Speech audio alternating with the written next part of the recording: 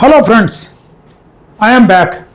और last series में हमने यहां तक डिस्कस किया था जिसके अंदर हमने आपको इनपुट और आउटपुट की इंपोर्टेंस की जो है हमने आपकी इंपॉर्टेंस समझाई थी। लीजिए और क्या डिफरेंस होता है, तो अब ध्यान से देखिए।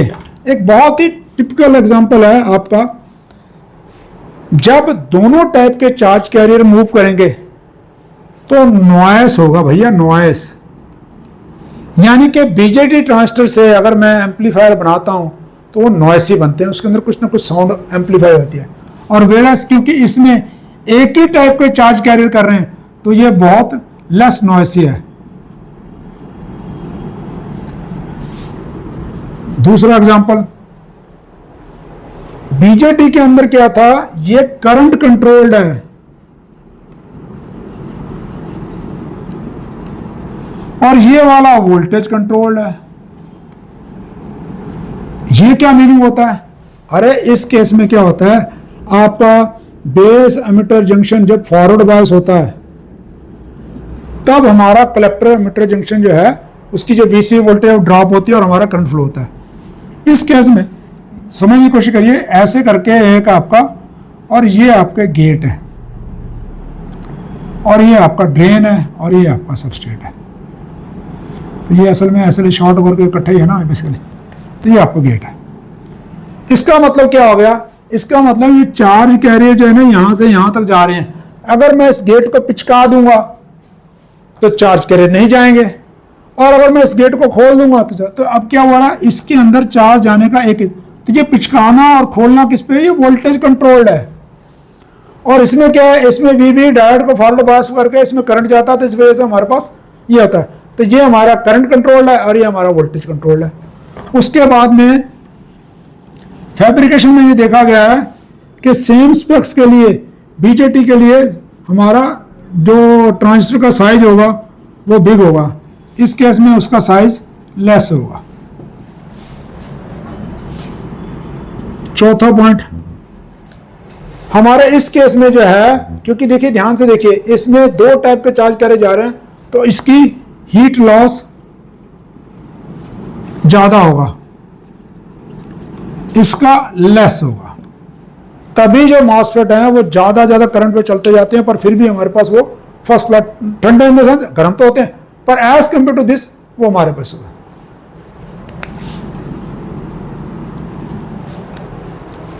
अब एक और बड़ी इंपॉर्टेंट चीज है, वो है जब इनसे हमारी आईसीज बनती है, तो चाहे मैं तब मैं जब आईसी के बारे में बात करूंगा, वो है इसका लॉजिक लेवल मार्जिन, जिसमें क्या होता है, इसका मार्जिन कम होता है, इसका मार्जिन ज्यादा होता है। तो क्या होता है हमारा ये मोर ससेप्टिबल टू नॉइस। कौन सी नॉइस? ईएसडी वाली। और ये वाला स्टडी है। इसीलिए हमारे जितने माइक्रो कंट्रोलर्स हैं, हमारे जितने भी हैं, सारे सीमॉस टेक्नोलॉजी बनाए थे क्योंकि इस नॉइस के लिए बहुत अच्छे हैं बेसिकली। ठीक है, तो ये मैंने बेसिक कुछ डिफरेंस बताया। चलिए अब मैं आपको बताता हूं, शेयर करता हूं आपसे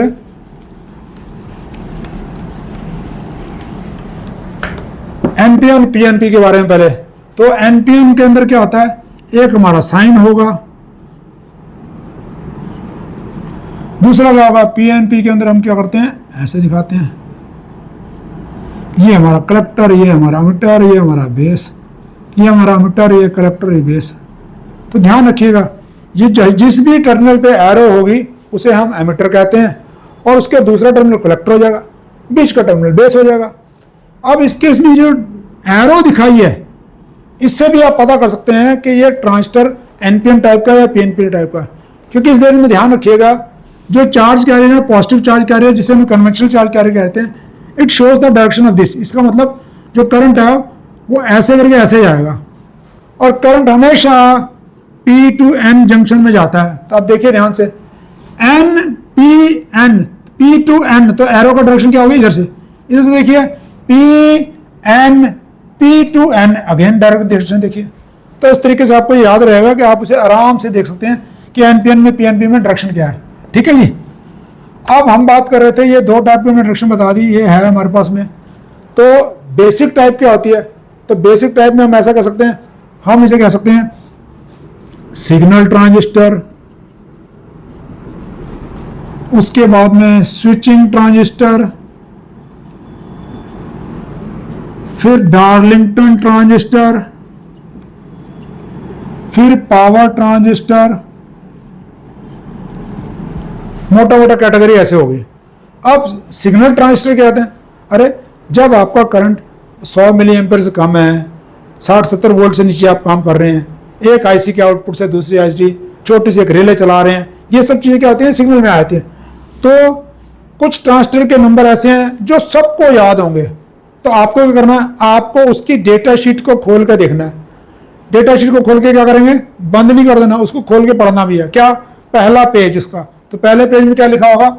ये कितने वोल्ट तक चल सकता है, ये मैक्सिमम कितना एम्पियर करंट ले सकता है, इसकी मैक्सिमम फ्रिक्वेंसी क्या होगी, और इसकी नॉर्मल एप्लीकेशन क्या है, और इसके पिन के जो नंबर है, कौन सा मीटर है, कौन सा कलेक्टर है। तो ये ध्यान रखिएगा, रट्टा नहीं मार सकते आप।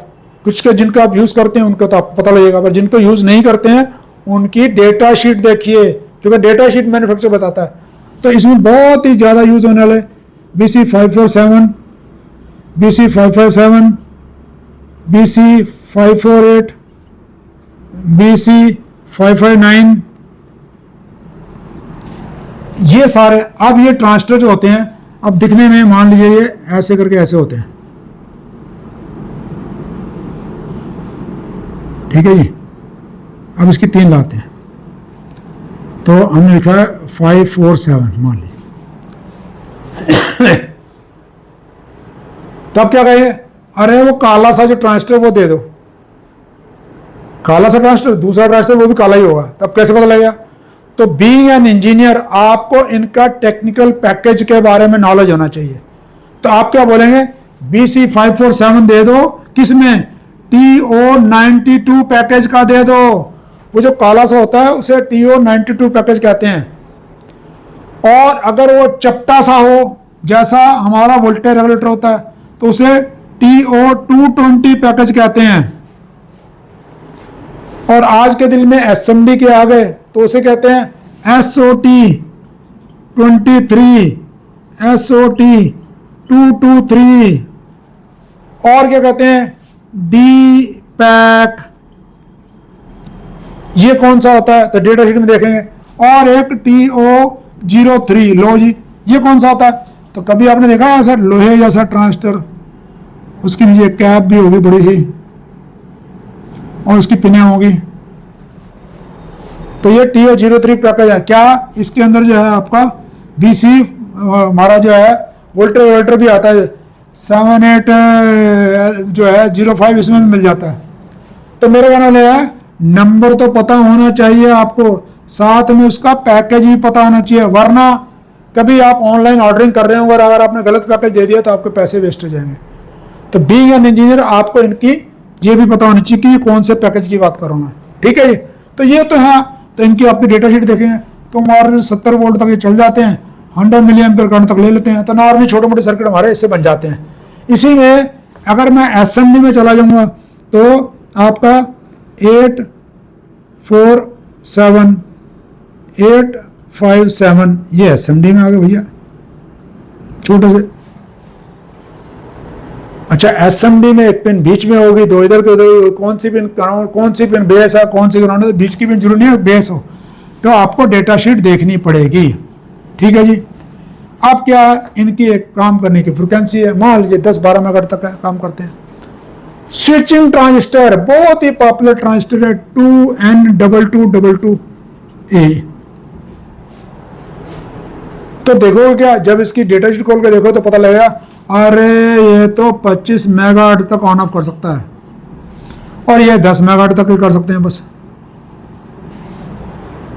तो जब आपको स्विचिंग का काम करना है, ऑन और ऑफ करना है, आपको एम्पलीफायर सेक्शन में नहीं जाना, तो आपको उसका ये यूज करना पड़ेगा। तो ऐसे ही और ट्रांजिस्टर है स्विचिंग में, ये डी फैक्टर स्टैंडर्ड है नॉर्मी हमारी इंडस्ट्री में, सारे जने 2N। अच्छा, 2N नंबर क्या करता है? डार्ड में तो 1N था, इसमें 2N आ गया। तो क्या आपको पता लग गया ये 2N का नंबरिंग क्या फर्क क्या होता है? नहीं पता था, ढूंढिए जरा, वीडियो देखिए और बताइए हमें नीचे कमेंट में। डार्लिंगटन, अरे ये तो सिंगल ट्रांजिस्टर थे। डार्लिंगटन, जब भी आपको करंट गेन ज्यादा लेना है तो आपको डार्लिंगटन, जैसे ये मैं बना रहा हूँ NPN का, लो जी, ये बन गया डार्लिंगटन। इसका जैसे हम लोग यूज करते हैं यहाँ पर TIP सीरीज, TIP 122, TIP 127, ऐसे करे बड़ी सारी सीरीज है, पर ये दो ज़्यादा पॉपुलरली यूज होते हैं। ये मैक्सिमम इसका करंट जो मैक्सिमम 100 मिली एम्पियर था, इसका मैक्सिमम करंट भी approximately 300 milli ampere, 400 milli ampere, और इसका मैक्सिमम करंट 5 एम्पियर। तो जब ये 5 एम्पियर होगा तो ये छोटा सा TO92 पैकेज में नहीं मिलेगा, तो किस में मिलेगा? TO220 में मिलेगा, ताकि आप उसके पीछे हीट सिंक लगा पाएं। तो उसके पीछे मोटी सी हीट सिंक लगा कर आप इसको काम कराएंगे इसको। और ये क्या है? डार्लिंगटन ट्रांजिस्टर, मतलब एक ट्रांजिस्टर का आउटपुट दूसरे ट्रांजिस्टर अंदर ही बन रखा है। पावर ट्रांजिस्टर, जैसे मैंने TO20, TO03 पैकेज को कहा, वैसे ही। तो इस केस में क्या है? आपका करंट और ज़्यादा होता है पावर ट्रांजिस्टर में। तो ये बेसिक कैटेगरी है। इनकी जो पिक्चर्स है वो हम आपको वीडियो में डाल रहे हैं और आप उसे देखेंगे, ठीक है जी। तो ये इसी में हमने NPN PNP की बात करी, तो दोनों मिल जाएंगे, ठीक है जी। उसके बाद अब आपके देखते हैं आगे।